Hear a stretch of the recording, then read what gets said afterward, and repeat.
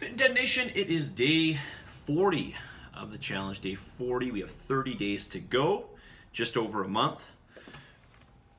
And hopefully you booked your scan because the third round of scans are happening this weekend, Saturday and Sunday. I want to remind you guys that you cannot have any alcohol within 24 hours. You shouldn't be having any alcohol at all, period. No caffeine within 12 hours. No working out within at least 12 hours of the scan.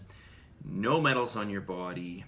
I don't want you to eat within, let at least 4 hours go by without eating. Empty stomach is more preferable. Wear light clothing. No metals on your body. Okay, so no rings, no necklaces, no earrings, nothing. No metal in, if you have a bra, no metal in the bra. And also, ladies, if it's the time of the month for you, we have to reschedule. Okay? All right. Okay, so somebody asked a very interesting question. They asked, does body type determine, they asked two specific things. Does body type, and I'll talk about that in a second, does body type affect how we should train or how well we develop muscles? Okay, so for those of you who are not aware, there is this sort of classical three-type description of bodies, namely ectomorph, mesomorph, and endomorph. Okay, an ectomorph is typically, I'm going to go very brief on this. Ectomorph is typically a skinnier type person by nature, thinner, frailer. Mesomorph is typically a more athletic, small waist, wide shoulders, usually more heavily muscled, naturally speaking. And thirdly, endomorph, which is typically a heavier set, usually wider hips than usual, tends to carry more body fat throughout the midsection, more of a pear-shaped body.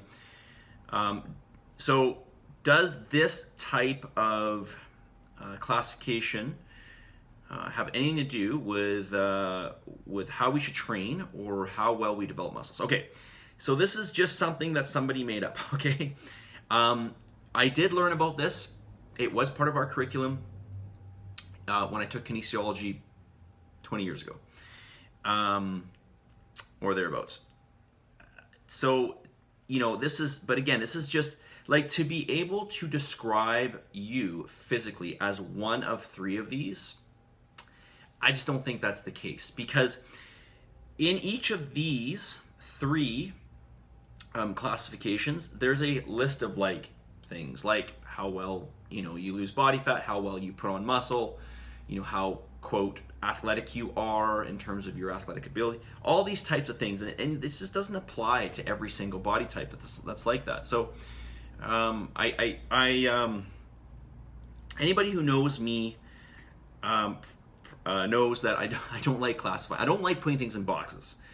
I don't like saying you are, and this is just me, you are this tall, or you look this way. Okay, you are this. Okay, or maybe you think this way, or whatever. Okay, I'm very much against that. Okay, and it applies to this as well. You can be an endomorph and still lose body fat very easily. You can be an endomorph and still change into a much more of a mesomorphic body. You can be an endomorph. You can be one person could be a, quote, endomorph and put on muscle easily. One person could be an endomorph and not put on muscle easily. Okay, same with an ectomorph. Okay, so when it comes to how well you develop muscles, no. There is a genetic component to how well you put on muscle, for sure, 100%. Does it mean only mesomorphs put on muscle the best? No, that's not the case. Okay, I've seen plenty of people who are naturally ectomorphic put on muscle like crazy. I've seen people across spectrum, all three of these classifications, put on muscle easily.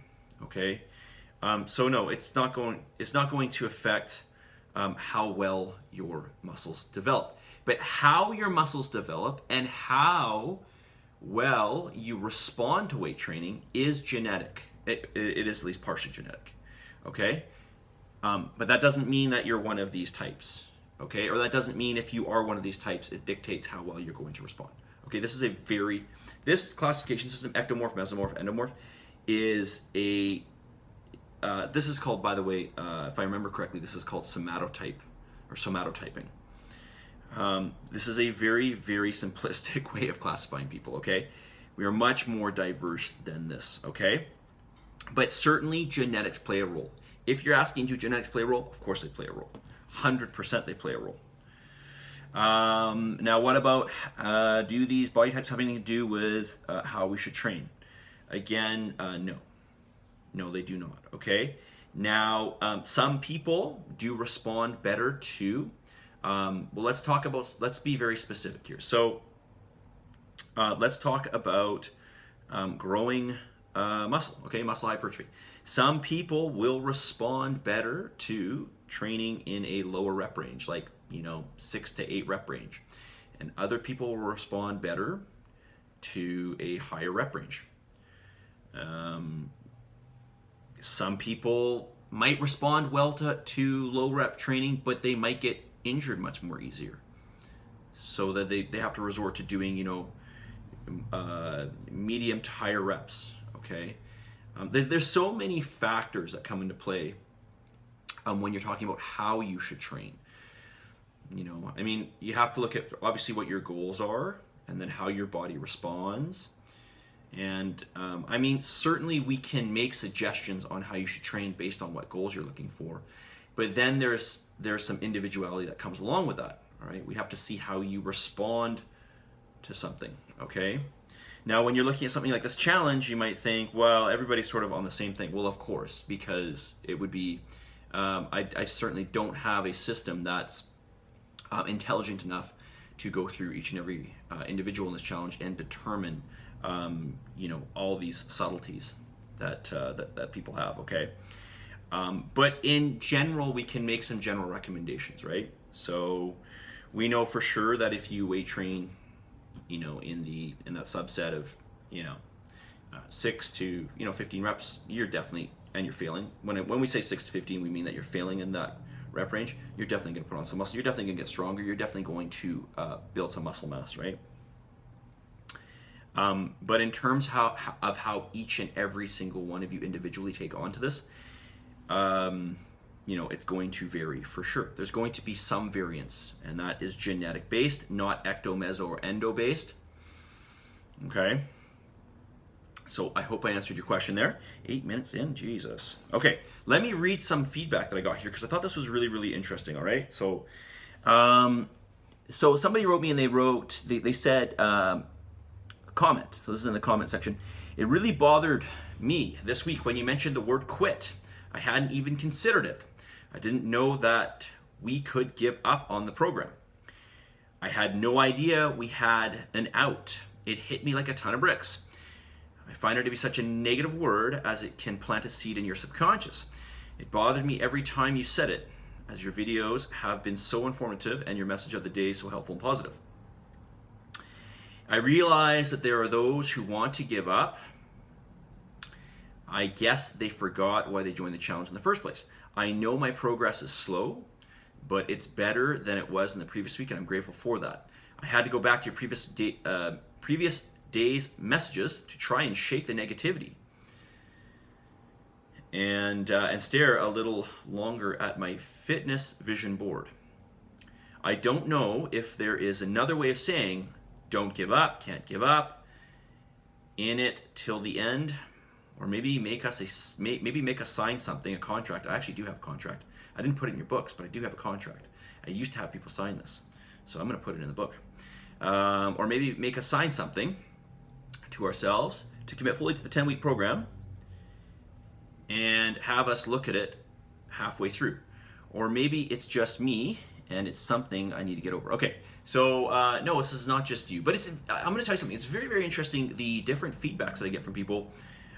For some people, I've had feedback like this, by the way, before, but certainly, obviously it was never my intention to make you feel discouraged by any means.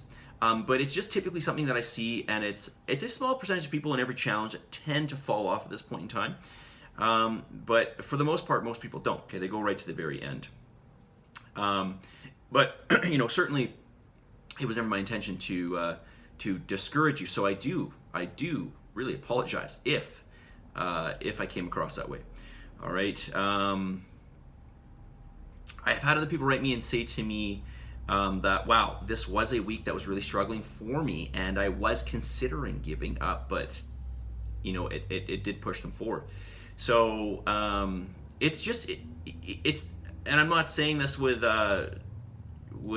anything behind it. It's just interesting that people have different how differently people get affected by the things that I say. It's just really, really interesting. So listen, to you, the person that wrote this, I really want to apologize if this did come across as discouraging for you. Of course, anybody and everybody, okay, I'm going to say everybody can be successful with this challenge, because it's just a matter of doing the things day in, day out. That's all it is. It's just choice.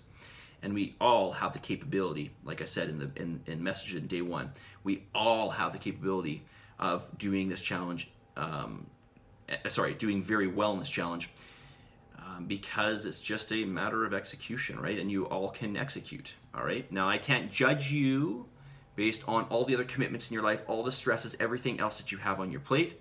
I don't know that. I don't know what you can handle. And it would be very unfair for me to say. But the idea here is that, ultimately we just need to execute a few tasks every single day, right? Especially the food portion. So, message of the day. Message of the day for you is one that I hope you don't find discouraging. While one may encounter many defeats, one must not be defeated. Okay?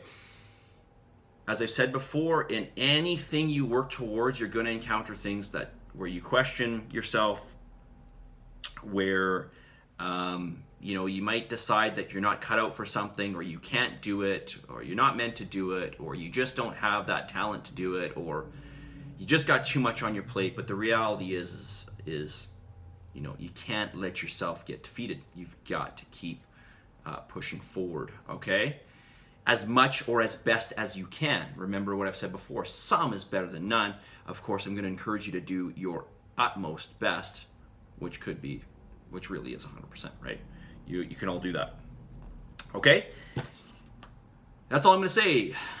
Positive energy, positive vibes. See if my clicker's going to work here. Positive energy, positive vibes. Believe in yourself, and for the love of God, give some gratitude, and I'll talk to you all very soon. See you guys. Is the clicker going to work?